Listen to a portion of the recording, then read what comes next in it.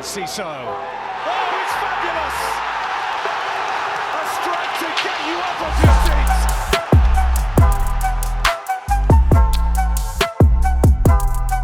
Hello everyone, welcome back to Seagulls Social Season 4 episode. It's a 1-1 draw again. It seems to happen every single time we play against Palace, doesn't it now? No, it's episode 21. I'm here with the boys, just about. Maz is on the other end, very blurry for me as always, but we are here, joined by an ill Ben Spalding, but I think you'll be alright for Christmas, mate. How are you doing? Yeah, woke up feeling pretty rough today. I thought it was just a hangover, but I think it's got past a hangover. We're at midday now, and I'm still feeling rough, so I do believe it could just be an actual cold, but yeah, I'm probably ill every single episode, so that's fine. Let me quickly do it, because we always do this at the end of the podcast. Like and subscribe right now, because oh my God, we always do it at the end of the podcast, and we also get to do it at the beginning. So yeah, like and subscribe. Yeah, we actually remember this time, so that's great. And yeah, if there is a delay, blame Riverside. Everyone send hate at Riverside, the platform we used, in the comments, because they are so shit at the moment. And it honks, and that's why there's a delay. So apologies for that, and also apologies on behalf of Brighton Hove Albion for that performance again. It's classic Selhurst Park performance. 100%. And Maz, mate, if you can hear me, I hope you can, maybe 5 seconds later. How are you doing, mate? I'm good, thanks, mate. It was one of those performances where it was like actually not great first half, like by any stretch. We were pretty poor first half, but encouraging signs in the second half, which it gave me a bit of solace after that first half performance. But just like Ben said, typical Selhurst performance, and I think we all could have predicted a 1-1 draw before the game, but we didn't. And I predicted 2-0. I think Ryan probably predicted 3-0 or 3-1. I think, yeah, delusion. That's the thing, again. But we always added a caveat. Every time we've done a prediction or said something. I was like, but it's always a cage of fair. You can't predict it, but you definitely can predict it. I think so. Next time we play next season, I'm just going to say 1-1 because it's been 1-1 like 9 times out of the past 13. I imagine at Selhurst Park. It's an absolute joke.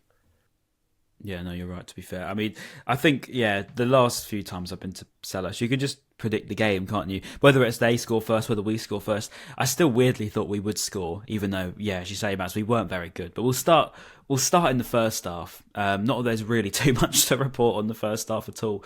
But to give credit to Palace, they were good, I thought. I say good, I say they were just a bit better than us, which wasn't taking a lot.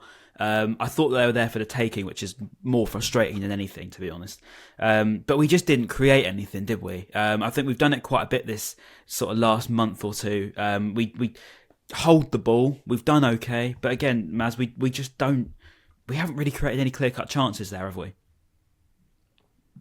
Definitely. In the first half especially, you could see Palace had that. I think for the first sort of 20 minutes, I think it was a pretty even game. I feel like both teams were sort of just working each other out. We had a bit more possession.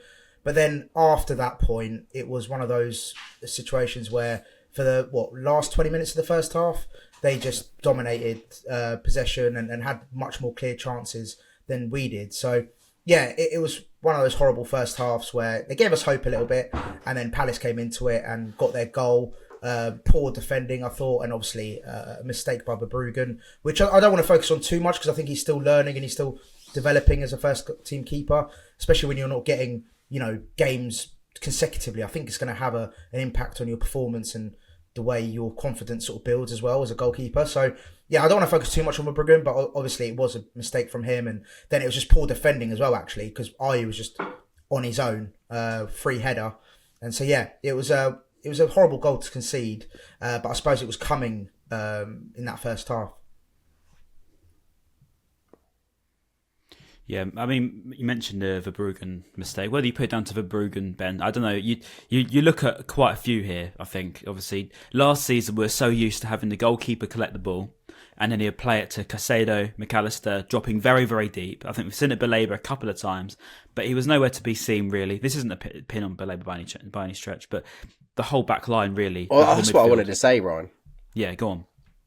Because Zerbi, I don't know if I'm overreacting here, but I swear Zerbi cooked Belabor in his post-match yeah, he did. He dropped his name a few to, times. But he did a bit. Yeah, he doesn't seem to be impressed with Baleba. He was saying like he's way off. I don't know if it was also like shots fired at Bloom for not doing better in the transfer window and not getting what we want in the transfer window, because he was saying, he kept saying, oh, he's born in 2004. And it just kept dropping his age and saying how kind of inexperienced he is. And then he did say, oh, he wasn't there for Verbruggen when he needed to be, when our midfield was dropped back. So yeah, he just kept, well, to me, that's how I took the interview. He kept like digging Baleba. Maybe he's not impressed by him, which is a bit unfortunate. But yeah, it's just really frustrating that we've shot ourselves in the foot once again at Selhurst. Like last year, why'd you let it bounce? Robert Sanchez. It's 1-1 at the time. Obviously, Solly March scored. And then, yeah, again, another mistake. You could say it's the error begun with Verbruggen. I think that's fair to say. The high press really worked for Palace in that moment. Verbruggen had to panic and clear the ball with his weaker foot. Went straight to Elise. And then, yeah, to be fair to Elise, what an unbelievable pass to pick out Ayew there. I wouldn't really blame the defending too much just because we were suddenly caught on that situation because we lost the ball so high up on the pitch. And I think Hinshelwood was out of position simply because he thought we were probably going to be going on the attack. So Ayew had so much space there just to head the ball. And it's just so frustrating to shoot ourselves in the foot once again at Selhurst Park. Yeah, and Maz, so we'll talk about the post-match because you've pretty much said everything really. Without digging out Verbruggen too much, yes, it's a bad mistake. He's 21, we're going to make mistakes. So Zerbi said it, didn't he, in the post-match, that we've got so many young players, they're going to make mistakes. From what I take of it, it seemed like, the only thing I disagree with you, Ben, is I don't think it was a hit completely on Baleba. I feel like, as you say, it was probably more of a hit on the club in that, yes, okay, we've got these young players, but we haven't got enough players to really accommodate around them to help them grow like we did last season, Maz. Yeah, true.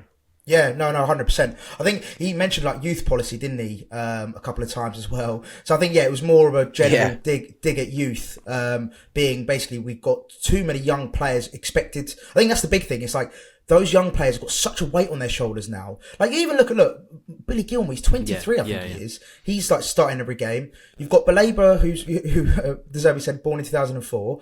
You've got Van Hecke, still early 20s. You've got Ferguson, 19. Bonanotte, 19. Like we have got such young players, and they are expected to perform. And like you said, Ryan, we had the options last year to play more experienced players and blood the youth slowly, whereas this season they're now expected to be good from the off, which it brings a lot of pressure. And I agree with Ben as well. I think De Zerbi doesn't trust a few of the players yet, but he's forced to play them because he's got no other choice. So it's definitely, I think for me, a more of a dig at the higher ups, Tony Bloom and Barbers, basically saying, back me in January, there's going to be trouble. It was interesting that he kept saying it's the club policy to play youth. It's a club policy to play youth. And then he was like, oh, the game changed when Welbeck came on because he's experienced. And maybe he wants more experienced players potentially. And right, I wanted to get your opinion on the transfer thing because we spoke earlier, a couple of days ago, I think it was, about the quote you got, which was really, really good. About the how many players he wants.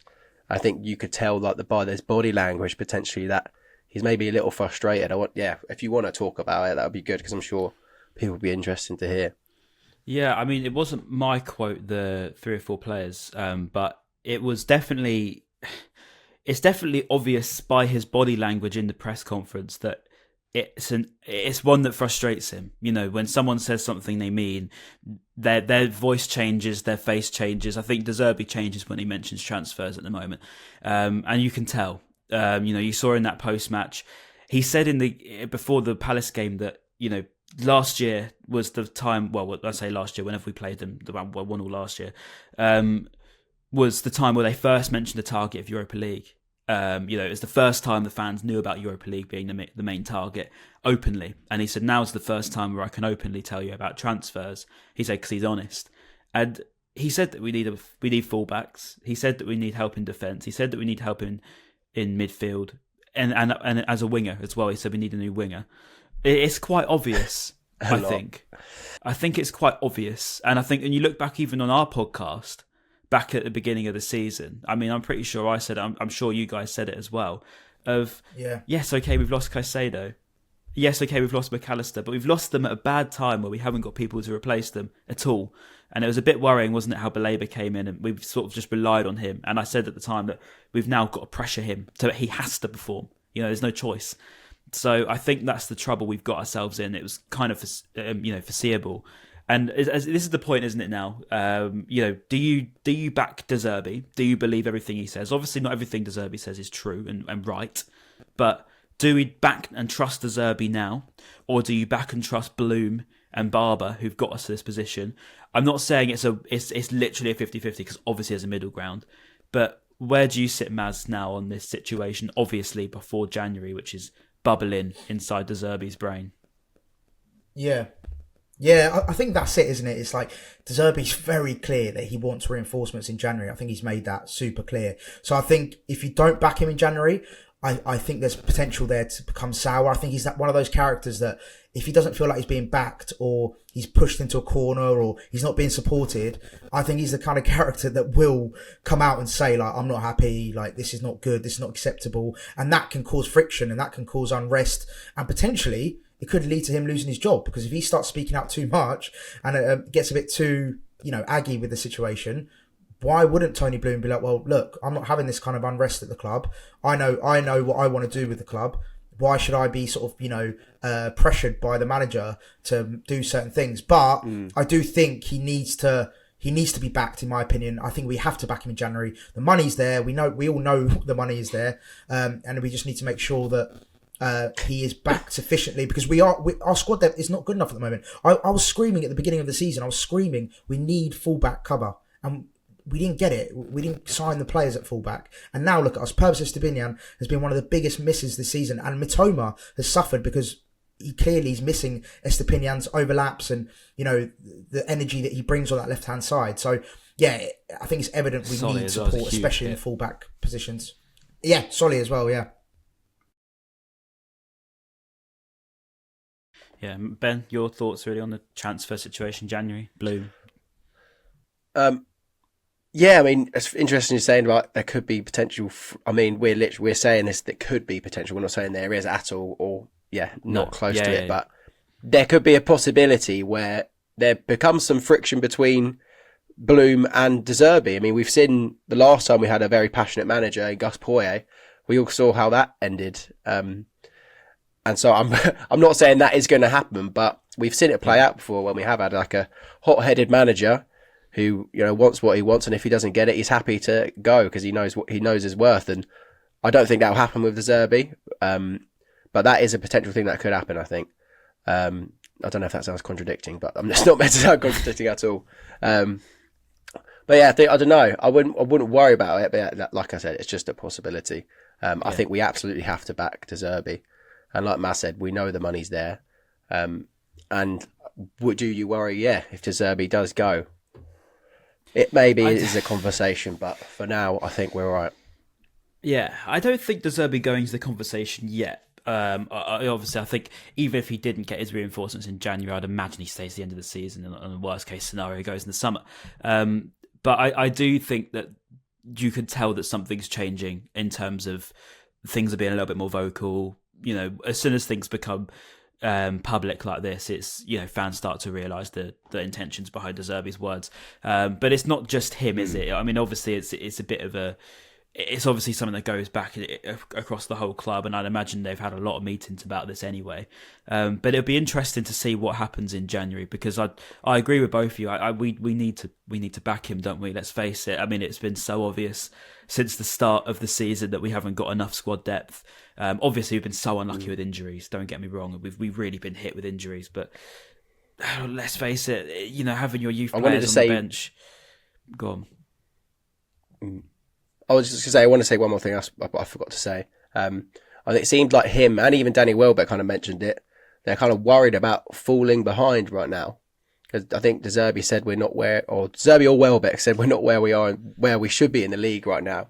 Yeah. And obviously Brighton fans will agree with that. We should be higher because of the quality that we do have, and some of the results have got away from us. And a lot of the results have got away from us, ones we should be winning. So that could be another worry if we don't get reinforcements in January. Are we going to fall behind even more? And I don't want to sound like a miserable person, or don't want this to be a miserable podcast, because we are still obviously in a very, very good position.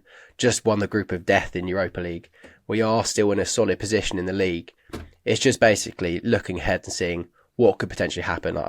It's not all doom and gloom at all, whatsoever, but it's just saying what could potentially happen. And this is stuff that's come from Zerbi and Welbeck themselves, so it's not just me or us moaning. It's legit things that we're talking about. Yeah, I agree. I mean, it's kind of obvious, as we always say. It's been foreseeable for such a long period of time. Okay, Maz, you got any other thoughts on this situation? I mean, actually, just to round off the Zerbi thing, I remember him saying about the target. He said there's no target set in stone yet. So I'll get your thoughts on this. He said there's no target yet. He's wanting to see how the January goes before he sets a public target, before he sets a Brighton target. Obviously, as you say, we are top of the Europa League. We are going into the round of 16.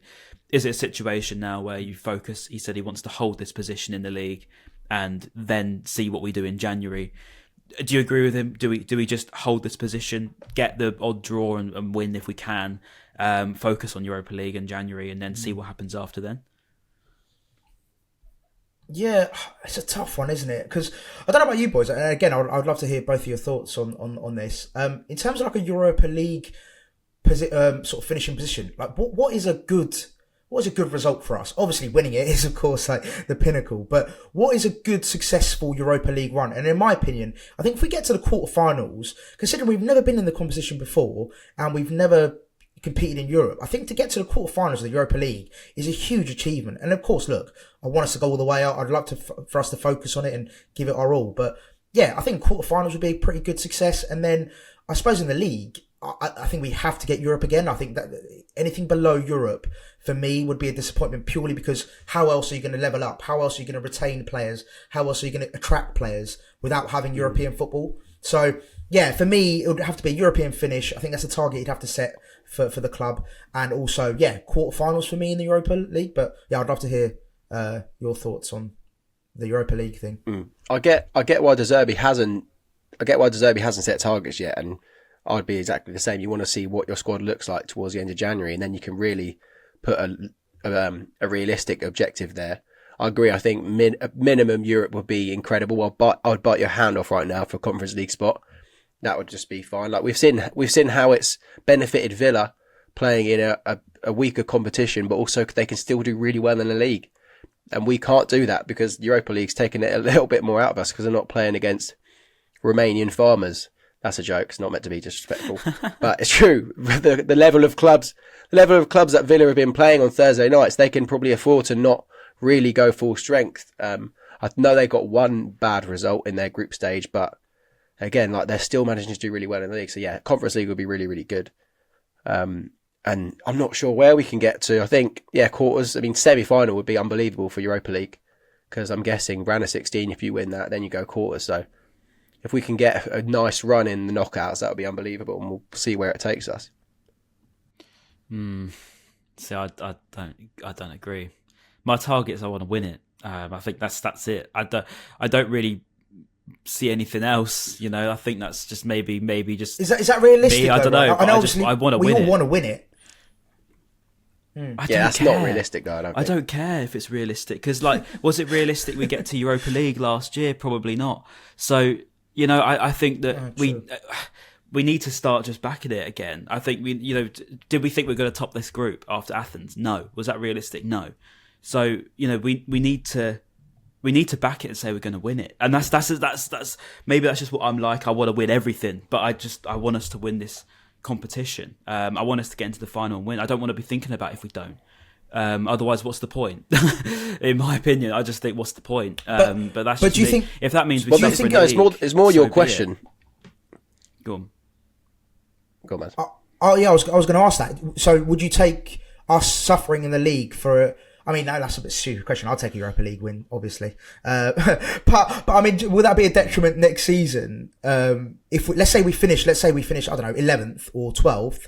But I just don't know. I don't know if that's worth for building next season. That's my only sort of concern is like, if we do finish really badly in the league, but then that's Champions League. Unless we win the Europa League, we won't get European football. No, of course. Yeah, of course. But yeah, true. But, right, I think my question would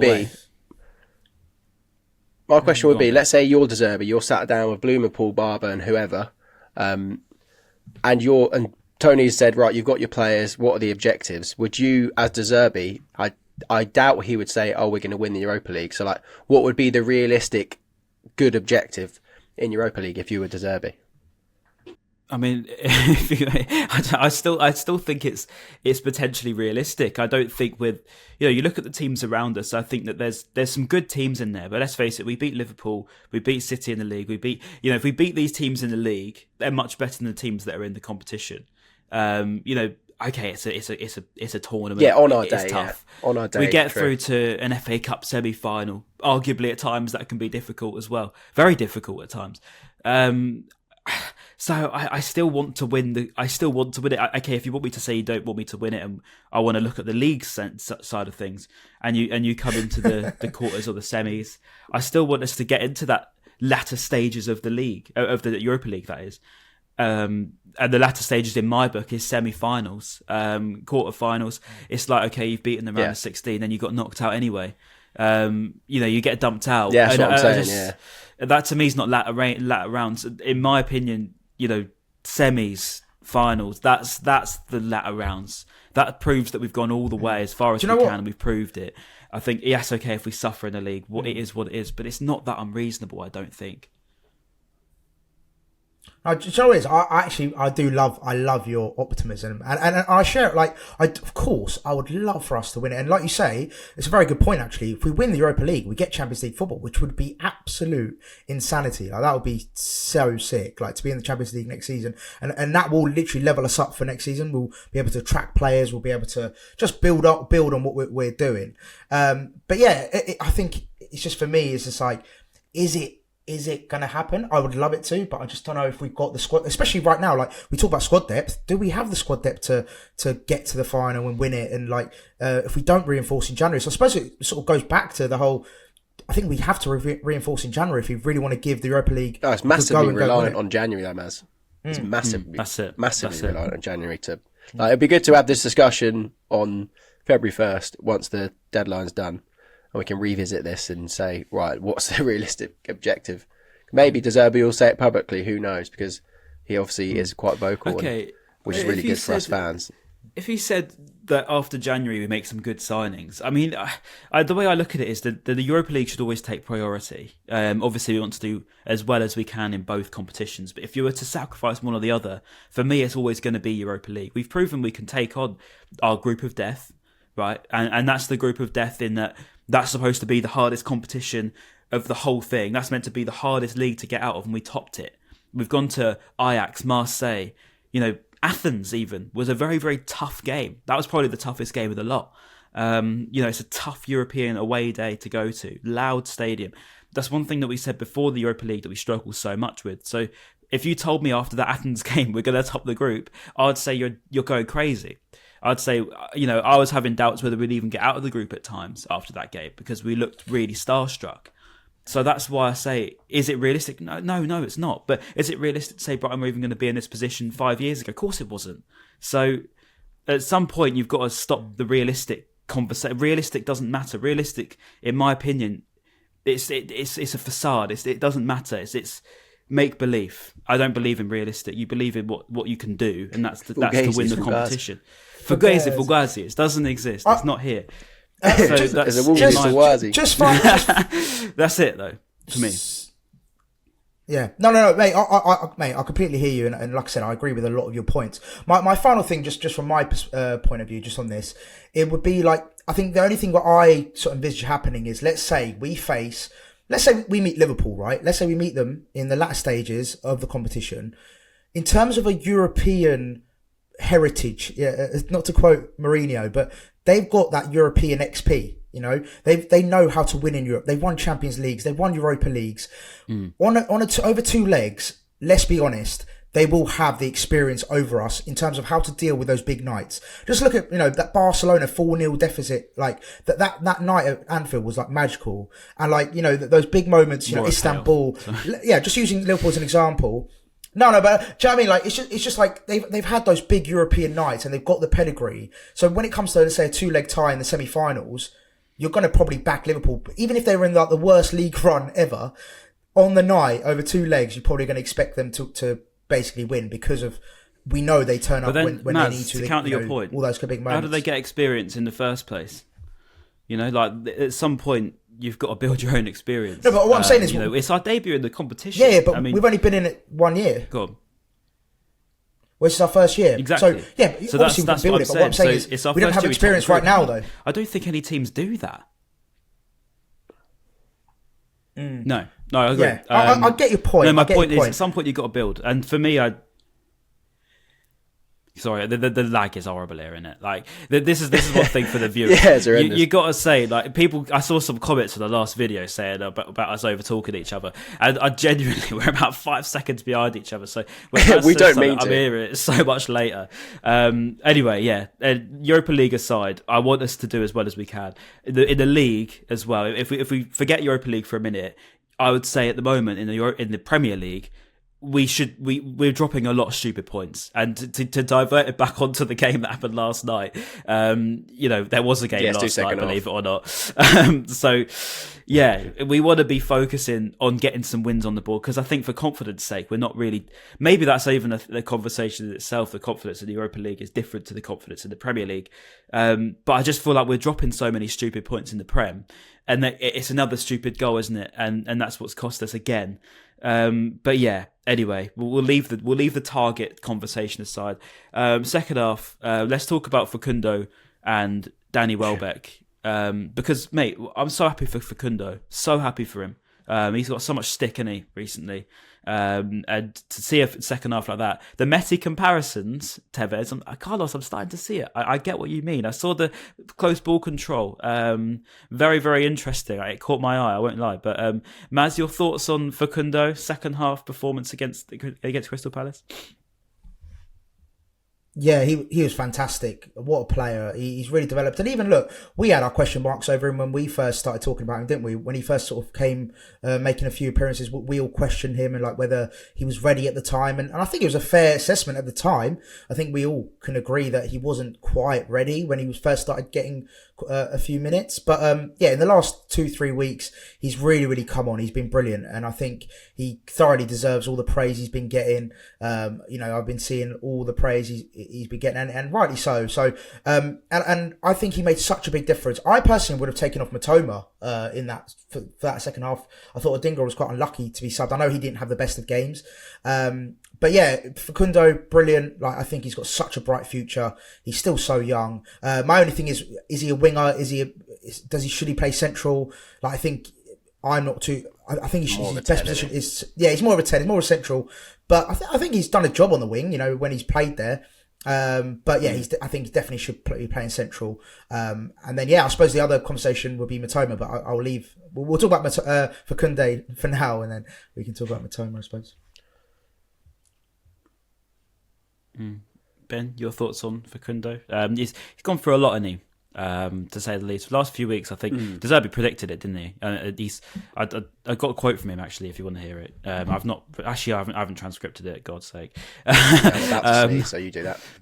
I had transcribted it. Just remember, I said to him that I spoke to him about it at the beginning of the season, and he said in a few months' time we'll start to see the real sort of Fundo. And as his prediction, as it always seems to happen, we're starting to see it. I saw someone say he's this season's in CISO. Do you agree? Do you think Fundo is this season's in CISO? Well, he has the potential to be that, yeah, for sure. I remember in CISO, he just all of a sudden clicked, didn't it, for him, and then it just completely took off, and he was phenomenal for the back end of the season. So I really hope that Fundo can do that as well. I completely agree with what Maz says. There's no point in me echoing it, but what I will say off the pitch, absolutely love what he's doing with the Valentin Barco situation, kind of being an agent for Fundo Buonanotte, really, because Barco is one of my top targets because I absolutely adore him. I think he would be unbelievable for us. I don't know if for people that haven't actually heard it, basically he was talking about an interview. I think he had spoken to Barco and told him how it's a brilliant place to come and develop in Europe. Like, it's the best place to come in Europe if you're a young player. So hopefully Barco will follow in his footsteps and join the mighty Seagulls because he'll be such a good signing for us. And speaking of players that are here at the moment, experience, as Danny Welbeck knows all too well. What performance! I think that is the best I've seen of Danny Welbeck in a Brighton shirt. I don't think I've seen him impact a game quite like that one. Superb performance. Maz, I know you're not his biggest fan. Hold that, Maz. Yeah, hold that, Maz. If you don't like Danny, you don't like football. No, he was superb yesterday. Really, really good. That header, by the way, was a long way out, right at the top corner. Another assist for Pascal Groß. Shock. Maz, your thoughts on this Welbeck masterclass, please? No, mate, he was fantastic. I love him, mate. I've always said how good he is. He's a fantastic player. Brings a lot of wealth of experience to the club, and he's great. He's done very, very well, and he just showed experience. I think that's what we needed. Look, let's be honest with ourselves. I think Ferguson's been off it a little bit recent weeks in terms of his usual standards. I think João Pedro's not that. He's not a single sole striker. I don't think he's that guy. To be the just central striker on his own. I think he gets quite. What's the word? Just gets quite. What's the word I'm looking for? It's surrounded a lot, basically.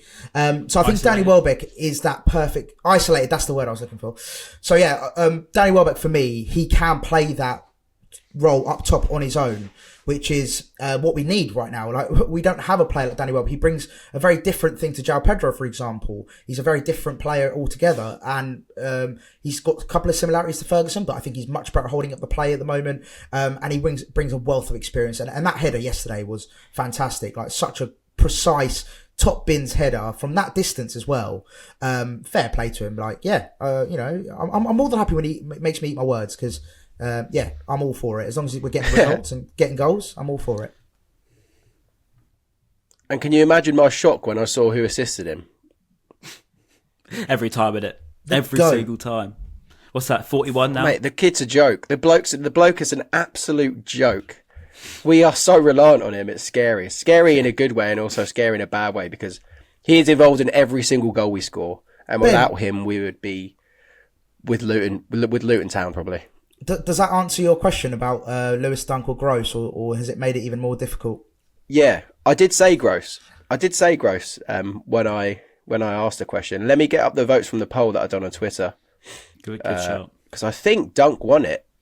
Yeah, I'm not surprised. Which is obviously fair play because a lot of people were loyal to him. Yeah, like I said on socials, it's like picking between your mum or dad. It's the most difficult question. Yeah. Oh, it's tighter than I thought. It's 57% for Dunk and 43% for Groß. Yeah, it's tough, isn't it? I mean, for me, I still think the Pascal conversation is such a serious one, and I still don't think he's taken seriously enough by the rest of the Premier League. We're talking about someone that's got more assists than Bruno Fernandes in this season or last season included. He's a joke. Seriously, he's a joke. I'd love to see someone to reinvent that stat actually about the most assists since he's signed, just to see how many he's got now, because I think I tallied it up last year or the year before on the podcast, and I managed to work out he is still second, but I'm not sure if he is anymore. I can't bother to do it today, but maybe on a day where I've got nothing else to do. But he's serious, mate. It needs to be taken seriously in that conversation of your Bruno Fernandes, in that conversation of your Kevin De Bruyne. The numbers speak for themselves, and they could be a lot higher if he had a decent team around him for the first few years. Yeah, that's a really good point. I did not even think about that. Because that is so true. Imagine if we had this team for that whole time he's been here. Yeah, exactly. He would be cooking, and we'd be cooking as well. Yeah, no, I agree. No, he's a joke. And to echo on Danny, just to give him his props that he deserves, because I really think he deserves it, because he doesn't get enough for me. His 101st appearance is crazy, by the way. Crazy. I remember he signed, I think it was the first podcast, or one of the first podcasts we did. And I remember it was instantly, Maz's reaction wasn't the best one. Maz lost his head. It's stuck with the pod ever since. But Danny's been a member of the podcast since, I think. So when he retires, need to get him on here. That's 100%. But no, what a man! I'm really unreal. Do you remember? I think the narrative back then was like, oh, we really need a striker. This is going to be the summer we sign a striker. I think we were linked with Nico Gonzalez, and we're thinking, oh my god, what a signing that would be, because Argentina linked with McAllister, that would be brilliant. And they were hanging out in Brighton. We thought that was going to be the done deal. Linked with Darwin Núñez, and we're thinking, oh my god, we're going to spend 30 million on a striker. This is going to be incredible. And then you get Danny Welbeck. Yeah, I think it was just like, oh really? Have we done that? But yeah, I mean, you can't knock him. He has been really good for us, and it's not just what he does on the pitch. What he does off the pitch is phenomenal, I imagine, as well. The experience he has. And will help us in Europe, because he's very experienced in Europe as well.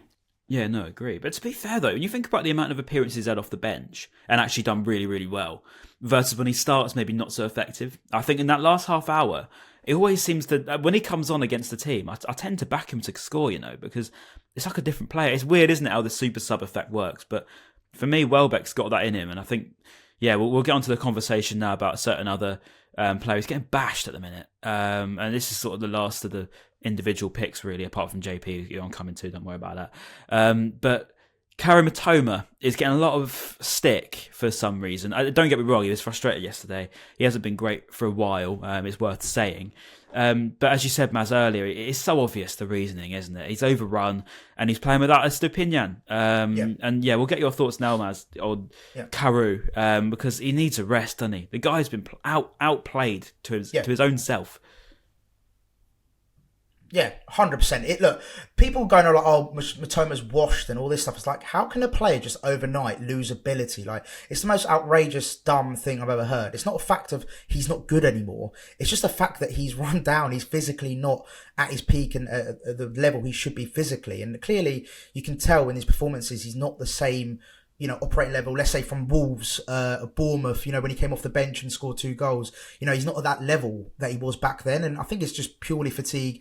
And again, going back to the point earlier of Estepinian, I think he's missed him so much. He's been out the whole season, and Estepinian gives him energy, gives him overlaps, gives him that extra option when he needs it. And so it just frees him up so much more, because he's getting marked by like 2-3 players every game. So how, he's getting targeted a lot because, he's a very good player. And with Estepinian, he gave him that freedom to, take 1 or 2 players away from me. I get the ball and I can then do my thing. So yeah, it's evident he just needs a rest. I think hopefully, this sounds really bad, but I think Naylor said it today. If he's injured, it means he'll have a big rest and doesn't go to the Asian Cup. And I think that's what he needs. He'll be back in February, I think, the first week of Feb. So yeah, I know it sounds horrible, and I don't wish injury upon him at all. Let's all drive round Mitoma's house, bash his ankle in, kick his door down, make sure he's injured. He was in a brace yesterday, wasn't he? He left in a brace, I'm pretty sure. Yeah. Get in crutches, there. Hopefully he was on crutches as well. That'd be great.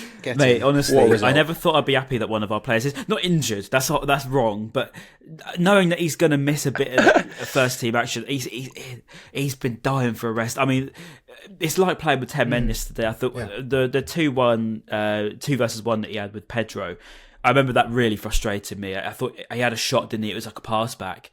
And it really was frustrating where, we know Kaoru Mitoma, when he comes into them situations, used to just whip that bottom corner every time, or he'd pick out the pass to Pedro perfectly. We know that. We know he's good at that. He's done it so many times, but it's just, he just looks like a beaten horse. And he just needs that rest.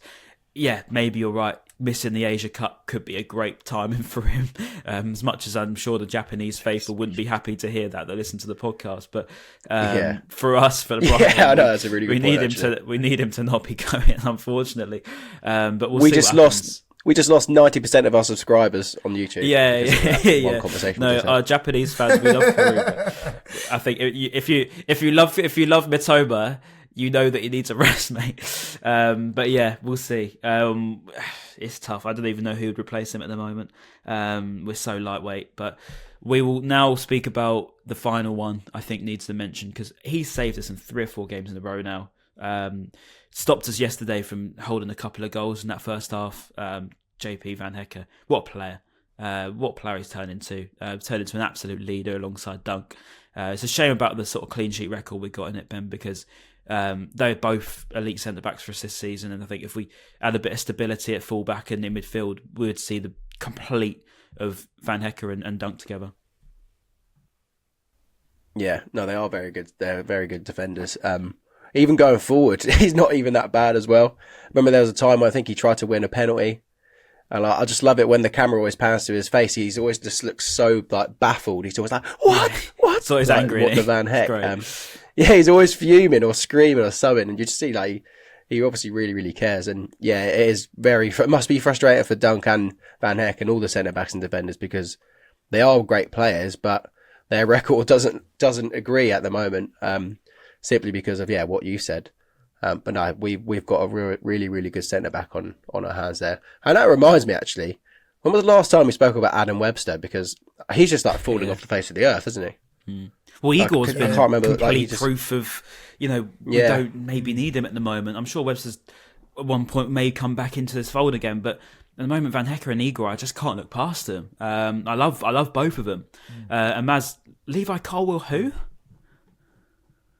No, exactly, mate. No, I think you've hit the nail on the head, Ryan, with what you said about once they get that cover at left back and right back and that central midfield gets a bit more solidified, I think we're going to see the real best of Van Hecke and Duncan, even though they've been fantastic. Like, I think I tweeted last night, I was like, 98% of the time they both have an unbelievable game, but then we're let down by individual mistakes or not having cover at midfield, them being more open now, more exposed. So but Van Hecke has just been a revelation this season. I don't think anyone really expected him to be at the level he is. Like, I think we all thought he'd do well, but I don't think we ever expected him to do this well. I'm so impressed with him. I think he's so good, and like you said as well, Ben, he's really progressive as well. I feel like he sort of leads from the back as well, like as in bringing the ball forward, and does give us that extra option as well. And I know Zerbi loves to play like that anyway, but it's great to see him really fitting in and alongside Lewis Dunk. What a great person to have,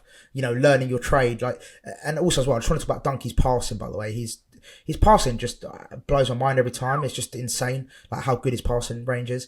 But it's a great thing for Van Hecke to have Dunky alongside him to learn from as well. Yeah, I agree. And I hold my hands up. I was not sure on Van Hecke. I wasn't sure. I didn't think he was going to be the guy to be our starting centre back. I didn't see it maybe, but I certainly can now. And even Zerbi said he was surprised, didn't he, by his growth this season and his importance to the team as. He's never seen anything like it in terms of improvement in a single player. But any final thoughts, Ben? He's linked with Real Madrid on my FM save, so if that's anything to go by, we've got an absolute player on our hands. I really don't want him to go, but he seems like he wants to go to Madrid, and I really do not want to let him go. I might have to offer him like 300 grand a week or something like that. Ask Tony Bloom for a favour or something. Yeah, see if we can get it. Just final one from me. Anyway. Final one from me. I think it was just the defensive. To be fair, we have pretty much covered it, but it was just like 22 games without a clean sheet. I think we have to look at that and be like, that's just not good enough. And I'm sure the Zerbi and the squad all know this. It's not something they're unaware of. I know defensively they probably know that it will have to collectively be better. But it is a worrying thing to know that pretty much going into every game we're going to concede. I think that's like a given now, isn't it? Going into every game we're going to concede. But on the flip side, and the good thing is we know 9 times out of 10 we're going to score a goal as well. So it's not all doom and gloom. But Tony Bloom, give us a signing. Bash. I'm a poet and I didn't even know it. It's probably a bit of a mentality thing as well, I reckon. Like, you concede every week. Fans think we're going to concede every week. I reckon there's a bit of that too, but don't get me wrong. We know the personnel's a problem too, as we've mentioned so many times. But we need a miracle, lads. Right. We're going to get copyright. We're going to get copyrighted. I can mute him. Oh no, I'm not. Classic. Yeah, no, I stopped it. Yeah, get that in the changing room before every single game and after every single game, and we will win. I guarantee put that to the defensive unit only. All right, boys. Thank you for joining me. Frustrating again, isn't it? We just need to start getting some points. Well, we got some points, but I need the points on the board for the Premier League, and a win against Palace in February would be nice as well, because it's very overdue that we slap them silly. We haven't done in ages. But anyway, cool. I think we've pretty much wrapped everything up. So make sure you like, comment, subscribe, comment anything you thought of the game yesterday, as well all the talking points as well about Bloom. January, I've never been so excited for January in my life. But Tell us your thoughts on January. I cannot wait. Mate, it's like Christmas morning for me. I can't wait for January to come round, and it is. Hopefully we can get some over the line. And yeah, let us know your thoughts in the comments on all the above. Make sure you like as well, follow all our socials and all of that good stuff. And we'll see you. Who's next? Spurs. We'll see you before Spurs, and have a very, very, very good Christmas. Have a very nice Christmas. Oh my God, yeah. Wait, is this the last one of 2023? No, it won't be the last one, 23. It'll be the last one before Christmas, though. Of course it's not. Yeah, no, it's 28th. Yeah, 28th. Yeah. Have a nice Christmas. Enjoy all. Hopefully Santa spoils you all. Have a good Christmas. Have a good Christmas, everyone. Anyway, goodbye. Bye.